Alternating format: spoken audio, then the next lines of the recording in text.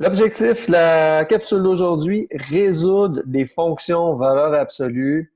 Ça, c'est important, puis ça, c'est une partie majeure dans les examens qui portent sur la fonction valeur absolue.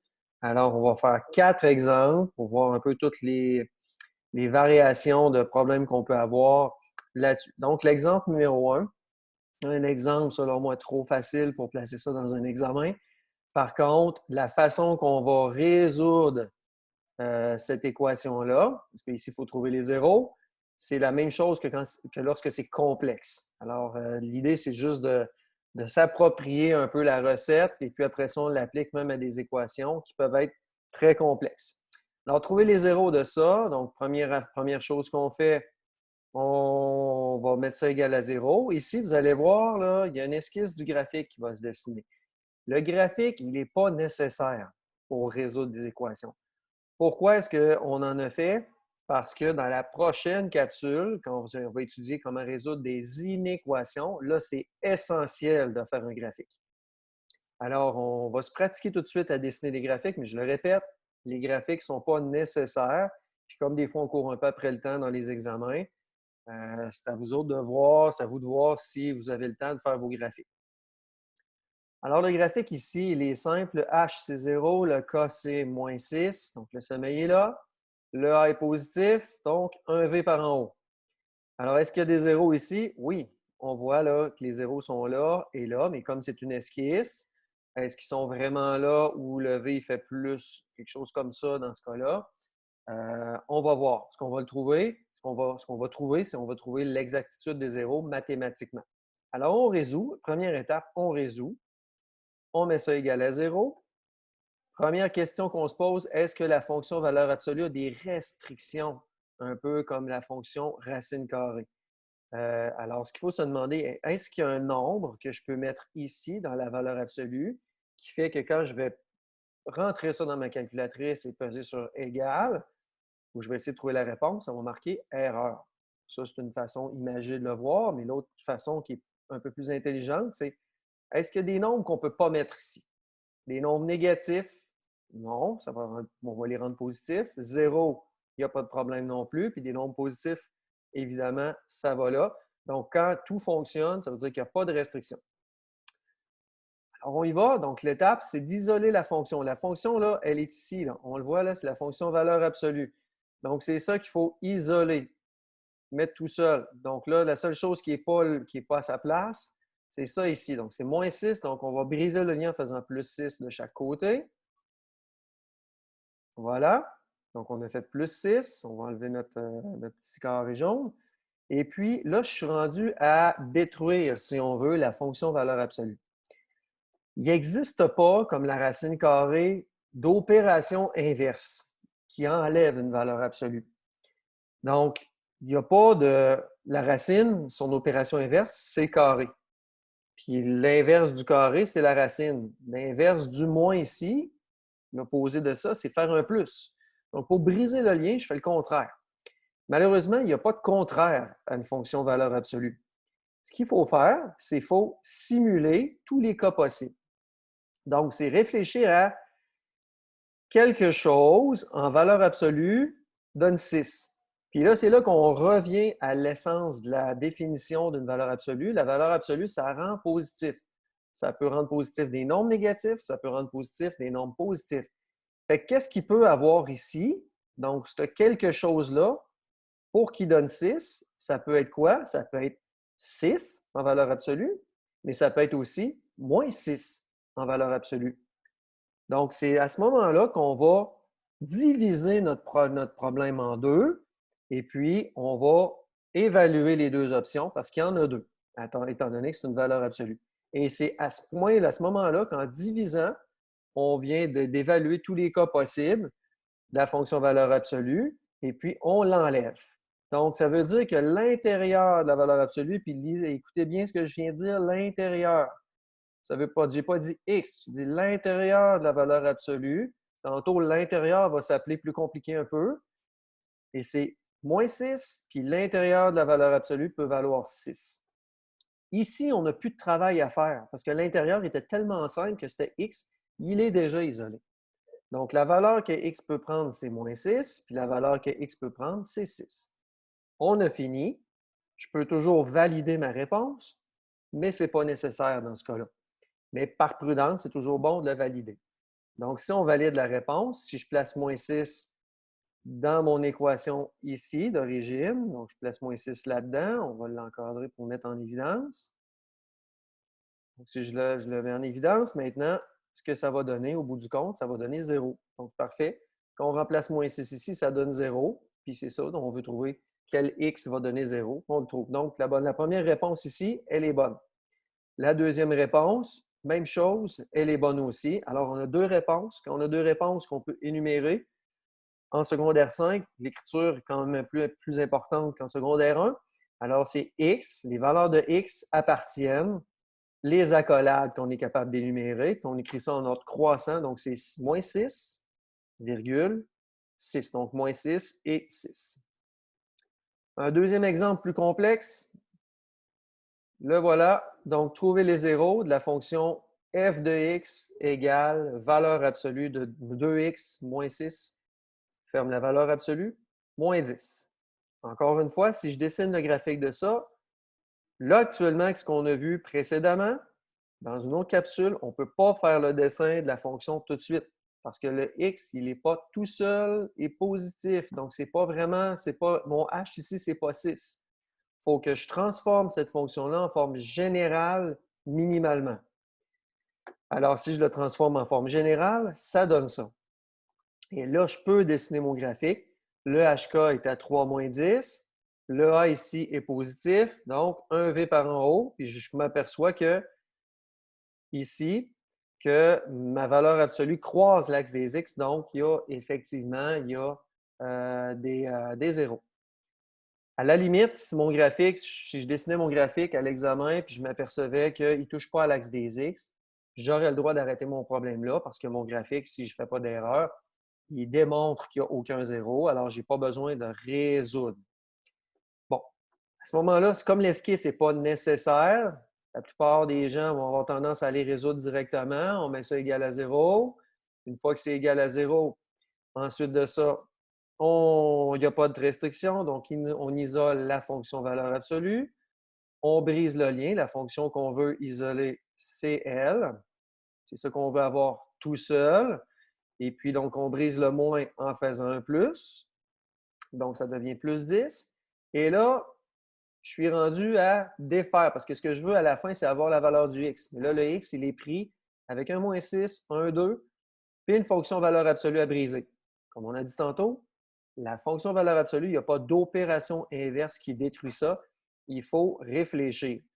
Donc, c'est ici le quelque chose, tantôt c'était juste x, il s'appelle 2x moins 6. Donc, quelque chose, qui son nom c'est 2x moins 6, va donner 10 en valeur absolue. Donc, c'est quelque chose-là, ça peut être moins 10. Oups, pardon. On va effacer ça ici. Donc, on répète. Donc, ça peut être, il y a deux options. Le quelque chose qui vaut 2x moins 6, il peut valoir moins 10 ou il peut valoir aussi 10. Donc, tout à l'heure, il n'y avait rien d'autre à faire, c'était juste x. Mais là, ce qu'il y a à l'intérieur de la valeur absolue, c'est un peu plus complexe. Donc, c'est l'intérieur de la valeur absolue qui peut valoir 10 ou moins 10. Ce n'est pas juste x. Si on remplace x par 10 ou moins 10, on n'arrivera pas en valeur absolue si on fait x2 moins 6 à 10. Donc, voilà, on split ça en deux. On isole le x de chaque côté. Ça fait moins 2 d'un côté, ça fait 8 de l'autre. On valide les deux réponses. D'un côté, je m'aperçois que ça marche avec moins 2. De l'autre côté, je m'aperçois que ça marche aussi avec 8. Donc, j'ai deux bonnes réponses. Et puis, j'écris ma solution encore là en accolade parce que je suis capable d'énumérer mes réponses. Voilà, donc le point important ici, c'est vraiment l'intérieur de la valeur absolue qui peut valoir 10 ou moins 10. Puis l'intérieur, son nom, c'est 2x moins 6. Un troisième exemple, 2x moins 10 plus 6 égale à 2. Donc, on veut résoudre. C'est identique à trouver les zéros, sauf qu'au lieu que ce soit égal à 0, c'est égal à 2. Donc, on y va. Si je fais une esquisse du graphique, Encore là, ici, il faut faire attention. Il faut mettre en évidence le 2 pour avoir mon x. Tout seul est positif et voir le h qui vaut 5 et le k qui vaut 6. Ça, c'est la fonction valeur absolue, ici. Donc, c'est un point A5, 6 et un V qui va par en haut, qui va vers le haut. Ça, c'est une fonction constante qui est y égale à 2. Donc, c'est une ligne droite qui traverse l'axe des y à 2. Donc, si on fait une image de ça, c'est à quel moment la fonction valeur absolue va aller toucher au deuxième étage du y. Donc, le graphique, si on le dessine maintenant, je ne sais pas, c'est ça qui se passe. Donc là, ici, si je me déplace un petit peu, on s'aperçoit que y égale à 2 est là. Le sommet est comme ça va par en haut, puis là, on va savoir à quel moment ils sont égales, à quel moment ils se touchent. Alors, on s'aperçoit que dans le graphique, ils ne se touchent pas. Alors, on pourrait arrêter ça là et dire qu'il n'y a aucune solution. Comme l'esquisse n'est pas nécessaire, la plupart du monde vont vouloir les résoudre directement, parce que résoudre pour nous autres, c'est de l'algèbre, puis on est programmé un peu comme ça là, depuis secondaire 2 et 3. Alors, c'est depuis secondaire 4 aussi. Alors, on résout. On va aller enlever le 6 ici. On le traverse de l'autre côté en faisant moins 6. Ensuite de ça, on veut défaire la valeur absolue. Donc, l'intérieur de la valeur absolue ici peut valoir là, on s'aperçoit qu'il y a un problème. À quel moment quelque chose en valeur absolue peut être égal à moins 4? On a dit que la définition de la fonction valeur absolue et de la valeur absolue, c'est que ça rend positif. Donc, à ce moment-là, c'est impossible que quelque chose, peu importe comment il s'appelle, en valeur absolue, donne un nombre négatif. Donc là, automatiquement, je pourrais venir écrire ma réponse x appartient à ensemble vide. Donc, ça, c'est un signe, si on réfléchit à ce qu'on écrit, comme quoi il n'y a pas de solution. Disons qu'on ne le voit pas, puis qu'on continue. Donc, on divise notre problème en deux. On est programmé à mettre notre nombre positif et négatif. On isole chacun d'un côté. Boum, j'essaie de valider. Là, si je ne valide pas, puis je ne fais pas le graphique, je fais l'erreur de dire que c'est ça la réponse. Alors, ça, c'est une erreur grave, parce que ce n'est pas vrai. Si je valide au moins, je vais m'apercevoir que quand je remplace 7 dans mon équation originale, j'arrive à 10. Donc, je vois que ça n'égale pas 2 du tout, donc ça, c'est à rejeter. Puis si j'essaie avec 3, je vais arriver à 10 aussi. Donc, à ce moment-là, je m'aperçois que ça ne fonctionne pas du tout. Il n'y a rien, ni un ni l'autre, qui donne 2. Donc, les deux sont à rejeter. Et au bout du compte, la réponse est la même, c'est l'ensemble vide. Donc, il y a 3 façons d'arriver à l'ensemble vide. Par le graphique, je m'aperçois qu'il n'y en a pas de solution. Par la définition d'une fonction valeur absolue, donc ça, tu peux prendre note qu'à toutes les fois que quelque chose en valeur absolue égale un nombre négatif, ça c'est impossible. Puis aussi en validant. Un dernier exemple. Alors, résoudre quelque chose de plus complexe maintenant, donc assez complexe. Ici, la fonction est difficile à dessiner parce qu'on a comme la valeur du k qui vaudrait 2x. Alors, ce qui est mieux de faire, c'est d'aller traverser le 2x de l'autre côté, quand on peut. Donc, voilà. Donc, j'isole. À la limite, si le graphique n'est pas nécessaire, puis il n'est vraiment pas nécessaire dans ce cas-là, ça veut dire que j'avais 2x à me débarrasser. Il était relié avec un plus. Alors, pour m'en débarrasser, je fais un moins. Donc, vous voyez que la méthode de la recette est la même. Et puis là, je vais aller résoudre ça. Donc, si je dessine un graphique de ça, j'aurai HK qui est à 2, 0, le graphique qui va par en haut, et ça, c'est une ligne droite avec un taux de variation de moins 2, puis l'ordonnée à l'origine qui est 1. Donc, j'ai quelque chose qui va descendre comme ça. Ça passe par 1 à l'ordonnée à l'origine. Donc, je vois qu'ils vont se toucher ici. Par contre, quand on fait des esquisses, on aurait pu le faire comme ça aussi, notre esquisse. Donc, on ne connaît pas l'ouverture si on ne dessine pas précisément. On le connaît, c'est 1, le taux de variation. Mais si on fait une esquisse, donc on y va à peu près, ça ne nous aide pas beaucoup pour savoir s'il y a des réponses ou pas. Encore là, même si on n'a pas un beau chiffre ici, là, comme 2, comme tout à l'heure, on fait la même méthode. Donc, ça veut dire que la fonction valeur absolue ici, l'intérieur de la valeur absolue peut donner le positif de ça ou le négatif de ça. Donc, on va splitter encore, diviser notre problème en deux. Désolé pour les anglicismes. Alors voilà, donc ça peut être le négatif de ce qu'il y a de l'autre côté ou le positif. Et là, rendu ici, on isole les x. Donc, les x, on les rassemble ensemble du même côté. Donc, je me suis débarrassé de la parenthèse en multipliant, en distribuant le -1. On enlève la parenthèse, on isole le x. Même chose de l'autre côté. Et voilà, donc j'ai -1 et 1. Là, ici, c'est très prudent de valider parce que c'est quelque chose de plus complexe. Alors, la validation a toujours sa place. Donc, si j'essaie -1, je m'aperçois que ça fonctionne. J'arrive à quelque chose de vrai à la fin. Si j'essaie avec 1, je m'aperçois que ça ne fonctionne pas. J'arrive avec quelque chose de faux. Donc, je dois rejeter cette réponse-là. Si j'avais fait mon graphique précisément, ici, c'est le cas, je m'apercevrais qu'il se touche uniquement à un endroit. Et là, je termine avec la solution qui est x appartient à -1. Alors, voilà, c'est comme ça qu'on résout des fonctions valeur absolue, les plus simples comme les plus complexes.